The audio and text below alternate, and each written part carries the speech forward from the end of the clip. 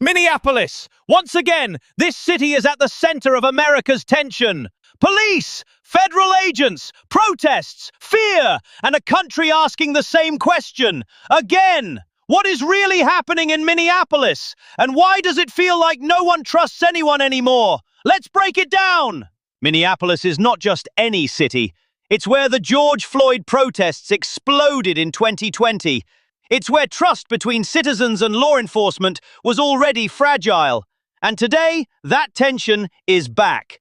In recent weeks, federal immigration enforcement operations involving ICE have increased their presence in and around the city. According to official statements, these operations target individuals with existing deportation orders or serious criminal records. But on the ground, the perception is very different. For many residents, it doesn't look like targeted enforcement. It looks like fear spreading through neighborhoods. Videos have flooded social media. Agents in tactical gear, unmarked vehicles, arrests happening quickly, sometimes in public places, parents pulling children inside, workers afraid to go to their jobs, entire communities feeling watched. Local activist groups say these operations are creating panic, even among people who are legally in the country. Law enforcement responds by saying enforcement is necessary, legal, and focused on public safety. Two narratives, two realities, one city caught in the middle.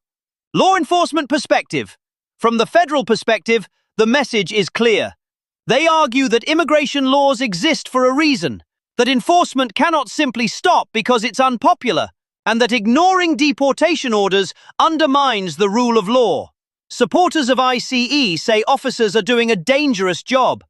They say agents are being demonized for enforcing laws passed by Congress, and they warn that selective enforcement leads to chaos. In their view, this is not oppression, it's order. But on the streets of Minneapolis, many people feel something else. They feel targeted. They feel unsafe. They feel like the city never truly healed after 2020. Community leaders warn that aggressive enforcement damages cooperation with police. When people are afraid, they stop calling for help. Crimes go unreported. Trust collapses. This isn't just about immigration anymore. It's about whether Americans believe the system works for them or against them. Minneapolis is a symptom. Across the United States, the same questions keep coming back. How much force is too much? Where is the line between security and fear? Can a country enforce laws without tearing itself apart? Every administration changes the tone, but the divide remains. One side sees enforcement as survival, the other sees it as intimidation, and social media turns every incident into a national flashpoint within minutes.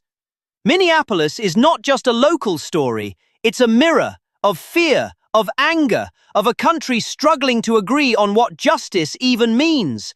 There are no easy answers, only consequences.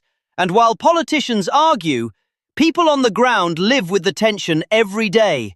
The world is watching, and America is watching itself. What do you think? Leave a comment and follow for more.